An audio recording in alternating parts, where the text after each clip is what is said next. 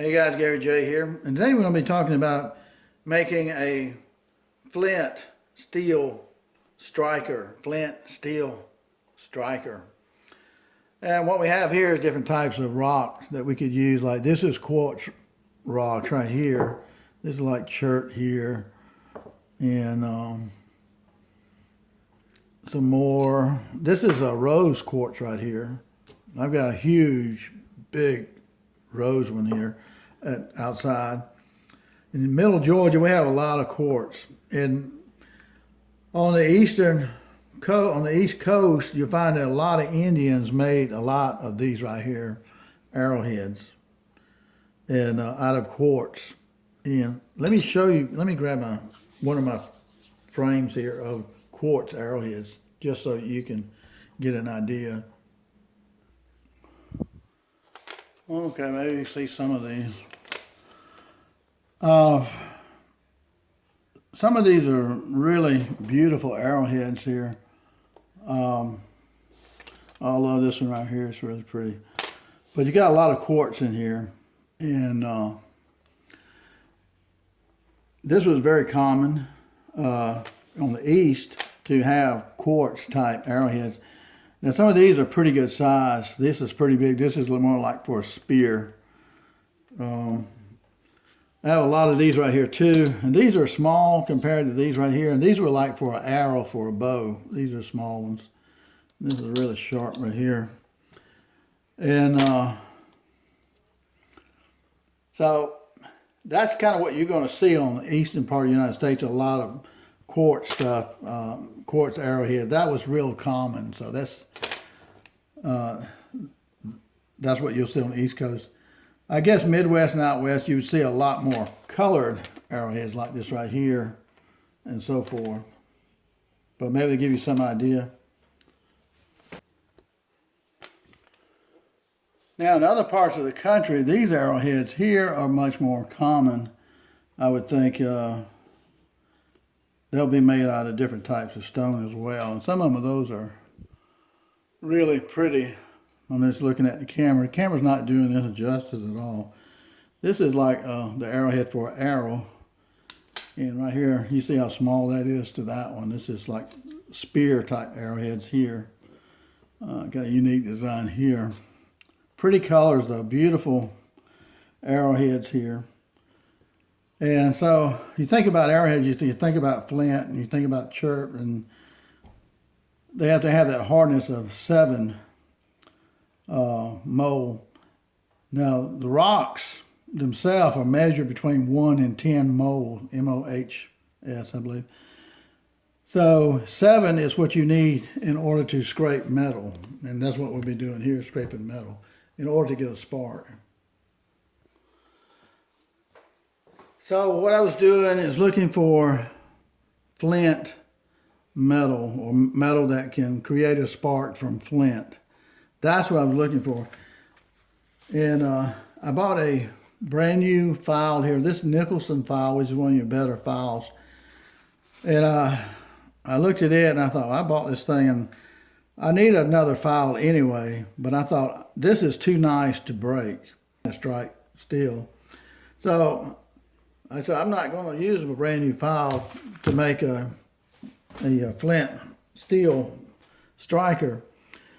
So I went by the pawn shop, some of the guys I know, and one of them's got a lot of tools and stuff that he sells there. So I went through his bins and I found these 3 files right here. 1, 2, 3. And these files right here are really nice as far as they're old files. This one especially is old. And I can't tell who made it. I'm going to polish it up a little bit and see who made this one. And they even got an old wood handle on the end of it, which is a good sign. It's got some writing here. I can't tell what it is. And this one right here's got a little age on it too. And it's got some writing here, and I can't tell what that is yet until I polish that out. But it's got the grooves here on the. This one's about wore out too. This side's not too bad. This is about wore out, and it's got grooves on the side right here. So you got to grind all those grooves off and get flat metal. You got to have flat metal. Can't have grooves in it. And so one thing you can do with these files is that, now I paid $5 for all three of these files, $5. Well, the new one is like $12, $13, say $13 for a new one. And that's a big file, that's 12 inches. So, you know, $1.80 a piece or something like that for these, a piece for these three files is really cheap for what I'm going to use them for. And what you'll see guys do sometimes is they'll take and cut the tang off right here. Cut the tang off right here, leave the writing right here, polish that out with a steel brush grinder and get it polished up real nice. And then they'll cut it here and they'll drill a hole up here and put a lanyard through here with like paracord, and maybe weave the paracord some different shape and with a bright color. And so then you have your piece of metal here. You have it cut off here, so you would only have this much of it. That's the way a lot of people do, okay? Usually the striking end on a lot of your Norseman type steel strikers are only like 3 1/4, 3 1/2 inch long. So that's the way a lot of people do that. Now to me, what I'm going to do, I'm going to cut the tang off because I don't really see the purpose of the tang. Cut the tang off. I'm going to drill a hole through here, and I'm going to put a lanyard through here and weave it or plait it some way. It looks decent. And then I'm going to make mine a little bit longer. And I'm thinking like that's 4 inches, 5 inches. 5 inches would be right here. This would be the part that's still usable as far as being able to sharpen something with. Looking at the file, this is just a little update. I was mentioning about these files. So we got them cut, and this one right here, for example, you see we've got a hole right here. We cut off the tang because these files, they have a tang right here, and we cut that off. And then I measured about, I think it's about 7 inches on the length right here. Well, it's close to 8 inches on the whole length right here. But the cutting part, you can see the teeth right here of the file. You got about 7 inches of that teeth right there. And there's a reason I made this longer, because some people say that's too long. Well, in the bushcraft, you want a multi-type tool. So we got several uses for that. The bottom part here is about 3 3/4 inches long, and got a hole right here for a lanyard, and a hole in all of these for a lanyard. So we can use a bright orange type of paracord so that in case you drop it, you can find it. People drop stuff like this and they can't ever find it again. And leaves get kicked over them and everything else. But with a lanyard, bright color like that, or you can paint this a bright color. I have neon colors I could paint this with. So anyway, this makes probably a better striker in a sense. You take your flint right here, and this is a sharp flint right here, really sharp. And when you strike it, you know, that will work. So on these files, the sides right here, all of these sides right here are ground. On both sides right here for the striker. You gotta be careful you don't heat those up too much. You can lose the temper in it if you heat that up too much. So this right here is kind of like a main file right here, these two, and this is the backup right here maybe. And so what is the purpose of this long file right here? Well, I want to make it a multi-tool. So now I'm going to take these outside and see if I can clean these up a little bit. I'm going to use a wire brush spinning grinder. Okay guys, this is a brush grinder. And this brush grinder right here, this is what we're going to use to Try to clean these up a little bit and see. Make sure you got some safety goggles on.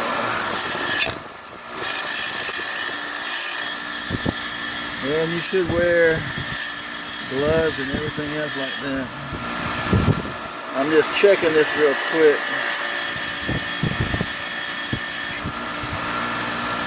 And that's starting to come out a little bit. I've got safety glasses. Let me put my gloves on. Okay, what we're doing right now, we're taking a file. You see how square it is right here? I'm rounding it off. Okay. And see this other one's square. This is a small one, square. And I'm rounding it off like this right here. And I round it off up here at the top too. See how square that is? I round that off. And I touched up this one a little bit on the top. And we'll do this one and this one next. And actually, the hardest these files are, this rock right here is cutting it really good. Not too bad at all shaping that.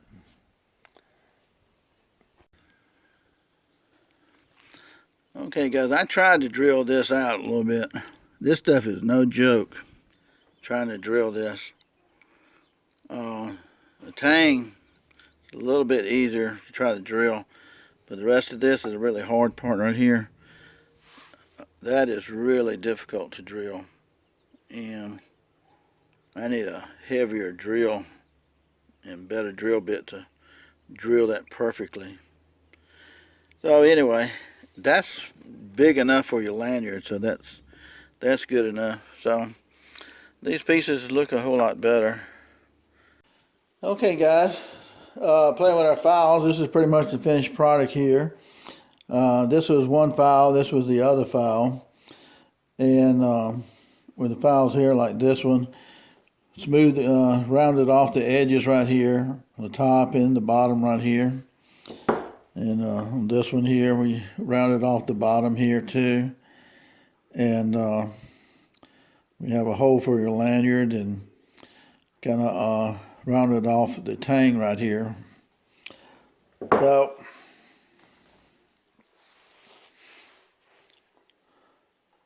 on this one here, we of course rounded it off too. And we have our hole and we have our lanyard here. And we have an old tool right here. Remember, I was talking about the purpose of the file here is, to me, I'm trying to make it a multi-purpose file. And especially, this is a good hand size one here. And this one here is a little bit longer. This is about 7.5 inches long. About 6 inches of teeth on this right here so that we can file with it. And so again, the purpose is this particular one here, the larger one, and the small one too. One, we have this edge right here, and we can strike our flint on this edge right here to make a fire. That's one purpose of it. The second purpose of it is we can take a piece of wood, and with that 90-degree cut right here, we can scrape off the shivers and so forth for our tinder for making a fire. Someone would say, well, you can use the back of your bushcraft knife. Eventually, even on the bushcraft knife, it's going to dull this right here. Eventually, it's going to get a little bit smooth, and it won't work quite as well. So this right here, again, is a hard carbon steel, so hard that it doesn't bend. It snaps like glass, so it's pretty hard. So you could use it to do your shavings with. That's the second purpose. A third purpose here, to me, would be, since we have our filing of teeth here, we could sharpen an axe blade with it. We could sharpen a hatchet, a tomahawk, a machete knife. We could sharpen our bushcraft knife. We could sharpen our pocket knife with this right here if we had to. And so that makes it very versatile there too. We can even take quartz rocks and even flint or chert, and we could tap it to break slivers off of it, especially cutting a quartz rock in two to get the sharp edges so that we can strike a spark on it. That would work too. So that's another purpose of it. And right here, we have a little tool right here, which is kind of interesting. This little tool right here is a 5-in-1 tool. This right here is a bottle opener. And this right here, you can see that edge right there. This is for a multi-hex nut. You'd put it on the nut and turn it. Don't really know how well that would work. And on here we have measurements right here. And this is kilometers, and this would be used on a map. If you had a map, you would be using measurements here for that. And on the other side over here, it's got 50 millimeters, and it's in 5 millimeter increments here. Remember, 6 millimeters make a 1/4 inch, so 12 millimeters would be a 1/2 inch. So you could measure with this right here in inches too.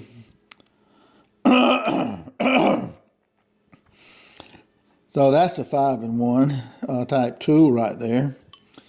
And I've got a bunch of them here. These are great tools. Another thing too that this is really useful for is on a ferro rod.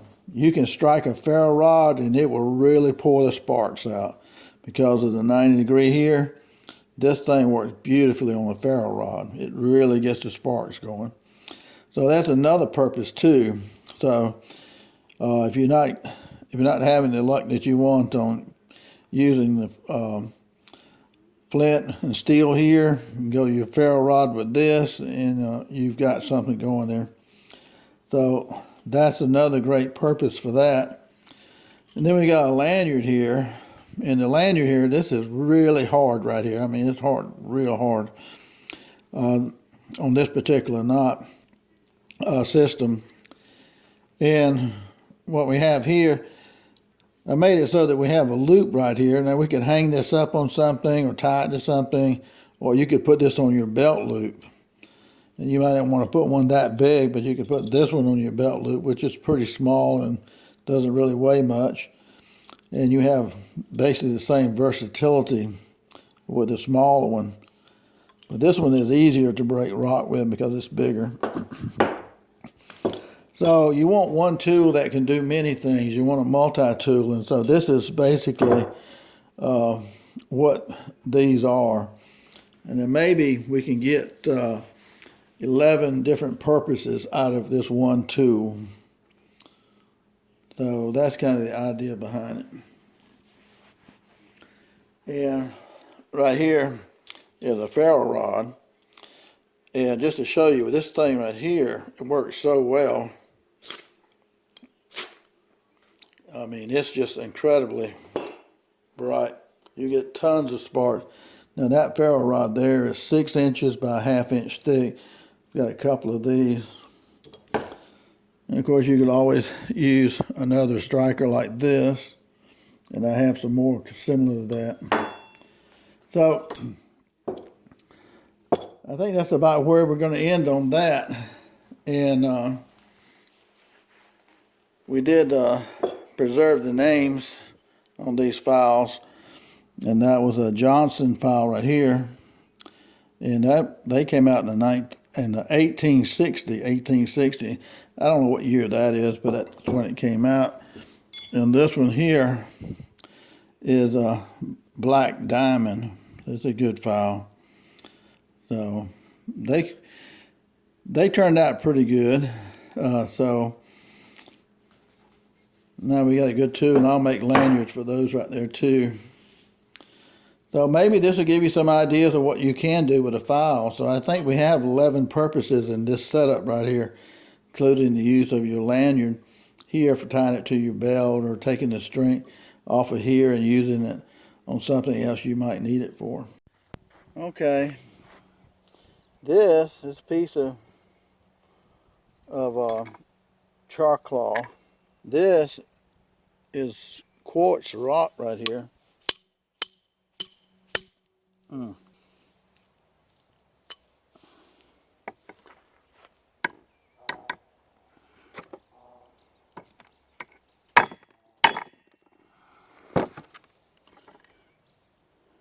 Yeah, this is quartz. Now I got a jagged edge right here, okay? This is another use for this tool right here, this file. So, see how sharp the edges are right here? So,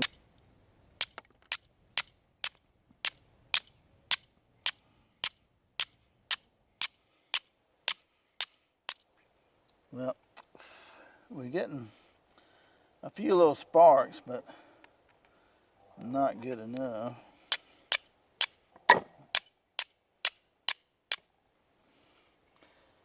See, the sparks have to travel, and they're tiny sparks. So, they're really tiny, so this would probably be the best method right here.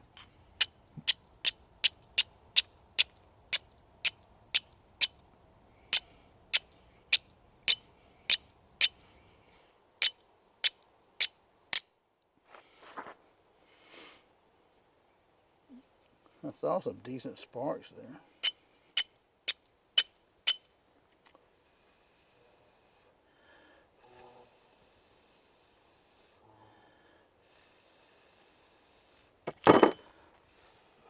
Let me see that.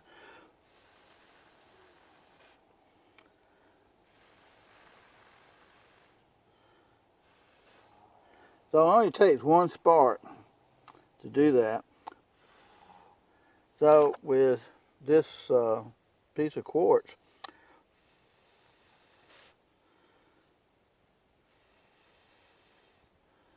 we have ignition, and if we had a bird's nest right here, we'd put that in the bird's nest, and we'd have a little bit bigger piece than that, and it would make us a fire. Now you don't realize how hot this stuff gets until you hold it in your hand. It gets hot, really hot. So, and it's still smoldering.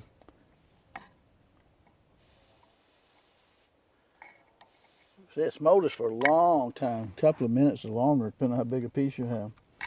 So you can do it with quartz too. And we're going to take our file that we worked on, we smooth the edges out, and we put a hole in it for a lanyard, and smooth the edges out here, and this is the bottom piece of one of our files.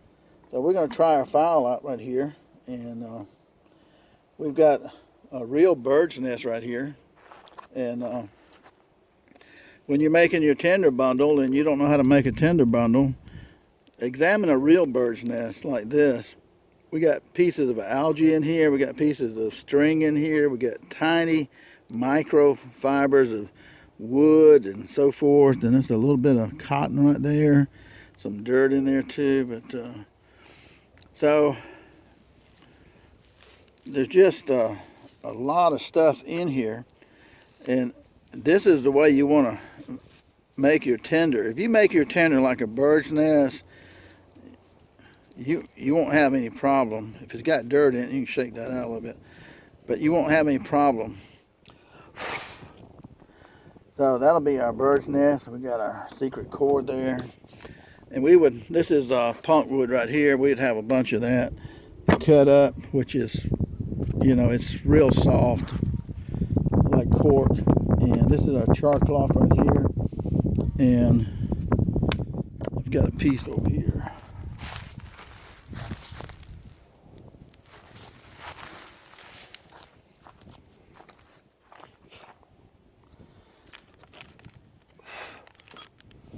Okay, this is a piece of our char cloth right here, how black that is. And so, and here's a piece of flint. Now this flint right here is sharp, really sharp right here.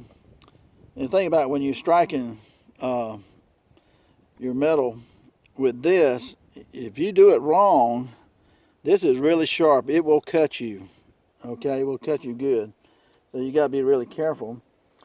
Now, some people will take and try to strike down on it to you're scraping metal off this metal file right here. You're scraping metal. That metal is where the spark comes from, the metal.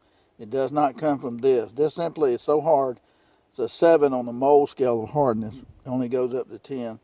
It's 10 being the hardest, like a diamond. So this is 7, and quartz and a lot of other rocks, jasper and agate, will be in the 7 mole, and some others. So anyway, this is scraping metal off, which turns into a spark. Now you can do it this way, but to me that's harder to do that way because the spark has to travel, 3 or 4 or 5 inches here to get to the cloth. And so to me it's a lot easier if you take the cloth and look at your stone right here and decide where the sharp edge is. That's really sharp right there. And kind of lay your cloth over it. Put your cloth on top like that. Now this is sharp. Now you want this at a 45-degree angle like that. So when you're coming down, it has a better chance of shaving off metal, which gives you your spark. The spark will have to fall backward. It'll fall back on here. So you're scraping this up and the spark's going to come down on top. Okay? So all we need is one spark, right? We don't need all. We can get one spark on that.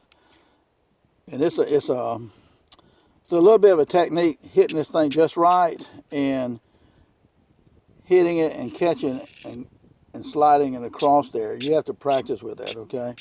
You got to do it sometimes kind of fast. I try on the flat part right here. If I'm not getting sparks enough, I turn it to the edge right here, okay? So let's see what we get here. I think we got that in view.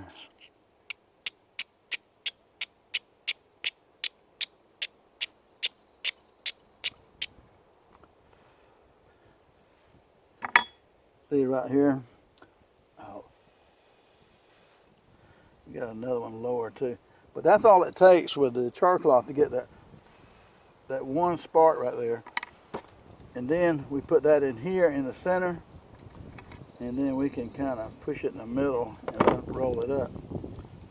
Okay, now we're just going to blow. You can blow through this. And long, hard blow works real well.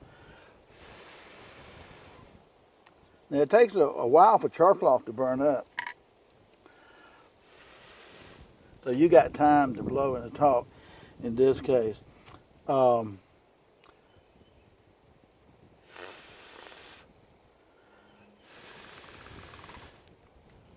Maybe you see a little bit of the ember. And don't inhale this smoke. Make sure you turn your head.